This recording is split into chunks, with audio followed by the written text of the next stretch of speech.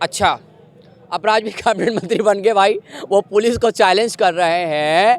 अगर से राजभर समुदाय का ही व्यक्ति किसी समुदाय के साथ गलत होगा तो इसका मतलब कि राजभर कहेंगे वो सच है। पगड़ी बांध के जाएगा, पीला गमछा बांध। देखिए, चाहे पीला गमछा वाला हो, चाहे लाल गमछा वाला हो, चाहे भगवा गमछा वाला हो, चाहे हरा गमछा वाला हो, अगर से वो गलत करेगा तो कानून अपना डंडा उस पर चलाएगा। गुंडा राज खत्म कर देंगे।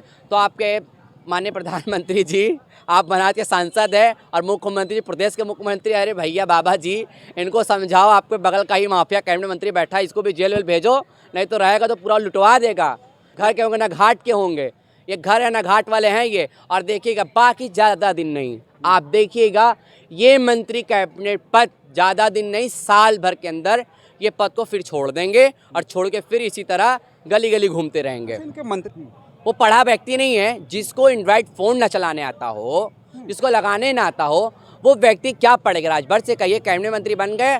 अब ऐसा करिए, आपके पास 3 साल बचा हुआ है 27 में, और 24 वाला भी चुनाव आप लोग अगर जीत जाएंगे तो हमें लग रहा है कि आपका लड़का सांसद बन जाएगा। तो पहले पढ़ लें, वो पढ़े लिख लें कि क्या चीज़ें होती, कैसे होती है। में इतना दम, आपने इतना दम दिखाया है, दमदारी से आप कैबिनेट मंत्री बन गए, तो अब योगी जी को भेज दीजिए वहाँ गोरखपुर, और अखिलेश जी को भेज दीजिए सैफई, और अपने यहाँ पर रह के पूर्वांचल और पूरे प्रदेश को आप संभालिए। आप तो ये मोदी जी ही कर पाएंगे। हमको लग रहा है कि अगली बार जब प्रदेश सरकार बनेगी, राजभर ही मुख्यमंत्री बनेंगे, और हमको लग रहा है कि पूरा प्रदेश ही लूटा जाएगा। अब वो कहेंगे लड़का को दे दो, तो आप धीरे धीरे कहेंगे कि हमारे बहू को भी दे दो, फिर धीरे धीरे कहेंगे कि फिर हमारी औरत को भी दे दो, धीरे धीरे कहेंगे हमारे भाई को दे दो, भतीजों को दे दो। तो एक तरफ तो ये परिवारवाद का ये आरोप लगाते रहे समाजवादी पार्टी के ऊपर, अब ये खुद परिवारवाद में लीन हो रहे हैं। तो इसकी सफाई माननीय मुख्यमंत्री देंगे या माननीय मुख्यमंत्री देंगे या प्रधानमंत्री देंगे। साथियों नमस्कार, मैं हूं रजनीश और आप देख रहे हैं जन आदर्श भारत और खोज खबरिया। उत्तर प्रदेश में है और उत्तर प्रदेश की राजनीति में नए नए रंग उभर करके सामने आने लगे हैं। ओम प्रकाश राजभर, जिनके लंबे इंतज़ार के बाद मैं बार बार कहता था कि राजभर के इंतज़ार की इंतहा हो गई थी, और ठीक लोकसभा चुनाव से पहले उनको मंत्री पद मिल गया है। मंत्री पद मिलने के बाद उनके समर्थकों में इतनी ज़्यादा खुशी है, खास करके अन्य पिछड़ा वर्ग में अब इस बात की चर्चा भी है कि ओम प्रकाश राजभर जी मिनिस्टर बन गए। आने वाले समय में भारतीय जनता पार्टी की सरकार में रह करके इस देश में, इस प्रदेश में जाति जनगणना की बात करेंगे, जाति जनगणना कराएंगे, और उसके साथ साथ बहुत सारे वादे थे उनके, वो सब कुछ करेंगे। फिलहाल उनके समर्थकों में बहुत ज़्यादा खुशियां हैं। मंत्री बनने के बाद इंतज़ार की इंतहा तो उनकी हुई ही, लेकिन बहुत सारे लोग अपनी प्रतिक्रिया भी व्यक्त कर रहे हैं। हमारे साथ किन्नर समुदाय से सलमा जी हैं, जिनसे आज बात करेंगे, बनारस में है। बहुत बहुत स्वागत है आपका। क्या कहेंगे, ओम प्रकाश राजभर जी मंत्री बन गए, अब तो पूरी तरह से भावकाल है, और उत्तर प्रदेश में आप घूमेंगे, पूर्वांचल में खासा दबदबा है राजभर का, तो क्या लग रहा है इस बार भारतीय जनता पार्टी को काफ़ी ज़्यादा फायदा भी पहुंचाएंगे? देखिए, उत्तर प्रदेश की सरकार जिस तरीके से राजभर को जो मंत्री कैबिनेट बनाया है, वो बहुत बड़ी भूल और चूक कर रही है बीजेपी। हाँ, और एक पॉइंट ये भी है कि वो वोट बैंक्स के लिए या सत्ता को हासिल करने के लिए बनाया है। भारतीय जनता पार्टी कहती है कि हम सबका साथ सबका विकास, ये काम कर रही है। सबका साथ सबका विकास है, तो राजभर जब इनको पिछली बार 22 में के चुनाव में छोड़कर चले गए, कैबिनेट मंत्री पद भी चला गया, सब कुछ चला गया, ये साइकिल के फिर निशान पे आ गए। फिर ये सपा के साथ आए, सपा के साथ आने के बाद फिर योगी जी को ये भेज रहे थे मठ, बोले थे कि घंटा बजाने के इनको मत भेजिए, भीख मंगवाएं। तो हम कह रहे हैं कि आज आपको योगी जी ने कैबिनेट मंत्री बना दिया है, और आप उसी सत्ता के खिलाफ बोले कि पूर्वांचल राज्य बनाया जाए, पूर्वांचल राज्य का मैं मुख्यमंत्री बनूंगा। तो अब आप सरकार में आ गए, सत्ता में आ गए हैं, तो बाबा जी को घंटा बजाने के लिए भेज दीजिए और मुख्यमंत्री के कुर्सी पे आप आ जाइए। भाई, अब आपने इतना दम दिखाया है, दमदारी से आप कैबिनेट मंत्री बन गए, तो अब योगी जी को भेज दीजिए वहाँ गोरखपुर, और अखिलेश जी को भेज दीजिए सैफई, और अपने यहाँ पर रह के पूर्वांचल और पूरे प्रदेश को आप संभालिए। आप तो ये मोदी जी ही कर पाएंगे। हमको लग रहा है कि अगली बार जब प्रदेश सरकार बनेगी, राजभर ही मुख्यमंत्री बनेंगे, और हमको लग रहा है कि पूरा प्रदेश ही लूटा जाएगा राजभर में। राजभर जी की बहुत पीड़ा थी। राजभर जी ने कहा कि देखिए, अगर हमको राजपाट नहीं मिलेगा तो हम होली नहीं मनाएंगे। और योगी बाबा, सुनिए, योगी जी, मोदी जी हिंदू हृदय सम्राट हैं। अब बताइए, कोई हिंदू अपनी होली न मनाए, उनको इतना ज़्यादा दुख था राजभर जी को, तो उनको मंत्री बना दिया, बड़ा हृदय दिखाया। लिखा भी गया है कि क्षमा बड़न को चाहिए, छोटन को उत्पात। तो बड़ा दिल दिखाते हुए उनको मंत्रालय मिल गया। अब तो होली मनाएंगे ना अच्छे से। देखिए, लोकतंत्र के हिसाब से जो संविधानिक कुर्सी पे बैठ जाता है उसके लिए होली, दीपावली ये नहीं मनाना चाहिए उसको। अच्छा। उसको प्रतिदिन साल का 365 दिन आता है, वो जनता की मदद करे और हेल्प करे और विकास के लिए कार्य करे। वाह राजभर जी, आप होली मनाएंगे, आप होली मनाइए। अब होली की हम आपको एग्जाम्पल देंगे कि होली कैसे मनाई जाती है। आप इसका मतलब सरासर ये है, ये सरासर दबंगई अपने समाज पर कर रहे हैं और अपने समाज के लिए लड़ भी नहीं रहे हैं। और इस तरीके से सत्ता राजपाट के लिए जो इस तरीके से कर सकता है, वो किसी भी हद तक अपने समुदाय को यूज़ करके जा सकता है। प्रशासन को उन्होंने चैलेंज दे दिया है। मंत्री बनते हुए इतना ज़्यादा एक्टिव मूड में आ गए हैं। समझिए कि उन्होंने अभी कहा है, नया बयान उनका आया है कि थाने में जाइए, डीएम के यहाँ जाइए, एसपी के यहाँ जाइए तो सफ़ेद गमछा लेकर मत जाइए, हमारा पीला गमछा लेकर के जाइए और उससे बात करिए। उसकी औकात नहीं कि आपकी बात नहीं सुनेगा। आप बताइएगा कि हमको राजभर जी भेजें, उसकी हिम्मत नहीं है कि आपका काम नहीं करेगा। इस तरह की बात वो कह रहे हैं अपने समर्थकों को। अच्छा, अब राजभर कैबिनेट मंत्री बन गए भाई, वो पुलिस को चैलेंज कर रहे हैं।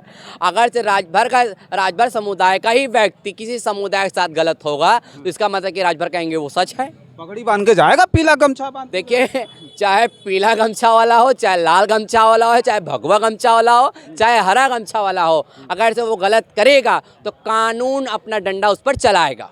कानून अपना उस पर पूरा हक और अधिकार से उसको मैनेज नहीं करेगा। उसको कभी मैनेज नहीं, प्रशासन से मैनेज होगा, मगर कानून इस पे कभी पीला और लाल देखकर कानून कभी फैसला नहीं देता है। कानून राजभर जी ने ऐसा क्यों बयान दे दिया?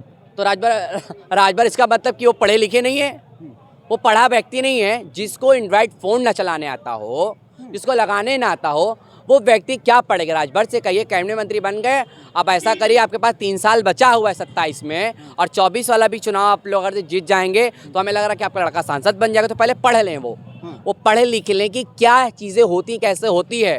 पुलिस के ऊपर दबाव बनाने का मतलब कि सरासर समुदाय के साथ हिंसा और समुदाय को बढ़ावा दिया जा रहा है। राजभर जी तो बोलते हैं हमारे सामने कौन टिकेगा, हमसे बड़ा माफिया कौन है, हम तो मुख्तार और विजय सिंह से भी बड़े माफिया हैं बोलते हैं। अच्छा, वही सरकार में रह रहे हैं आप। सरकार कह रही है कि हम माफियाओं को हटाएंगे, माफियाओं को जेल भेजेंगे, माफियाओं को बिल्कुल ख़त्म कर देंगे। माफिया जो पूरा है उत्तर प्रदेश में, बिल्कुल ख़त्म कर देंगे। गुंडा राज खत्म कर देंगे।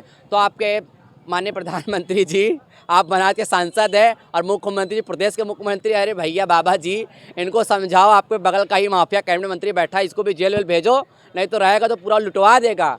ना घर के होंगे ना घाट के होंगे, ये घर है ना घाट वाले हैं ये। और देखिएगा, बाकी ज़्यादा दिन नहीं, आप देखिएगा ये मंत्री कैबिनेट पद ज़्यादा दिन नहीं, साल भर के अंदर ये पद को फिर छोड़ देंगे और छोड़ के फिर इसी तरह गली गली घूमते रहेंगे। इनके मंत्री बना देने से बीजेपी का नुकसान होगा? अरे बीजेपी ने पहले भी तो बनाया था। बीजेपी ने पहले भी बनाया और अभी बना दिया। बीजेपी ने सिर्फ खाली उसके अनचुक्का लेने के लिए बनाया गया, उसको सिर्फ खाली इसकी बात भापने के लिए बनाया गया। सरकार तो कभी भी पद वापस ले सकती है, मंत्री पद वापस ले सकती है, मगर वो अनचुक्के में बनाया गया कि देखिए कि अब इनकी रवैया क्या है कि दो मुँह के बीजेपी पूर्वांचल में उन्हीं के भरोसे चुनाव लड़ रही है लोकसभा। देखिए, किसी कैंडिडेट के मुद्दे पर चुनाव अगर से कराते हैं तो कभी देश का भला नहीं होगा, पूर्वांचल का भला नहीं होने वाला। ठीक है, आप जनता के मुद्दे पर चुनाव कराइए कि जनता क्या कह रही है।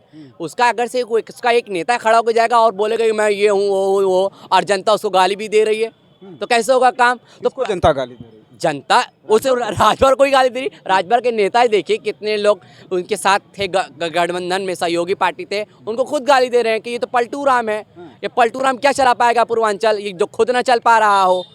तो ये बताइए भैया, अगर से वो कहता कैबिनेट वो नहीं बनते, ठीक, अपने सबको उनसे ये कहते कि हमें उत्तर प्रदेश में राजभर समुदाय को 10 टिकट दिया जाए लोकसभा का, जो गरीब तबके का बच्चा वो चुनाव लड़े, तब ये मानेंगे।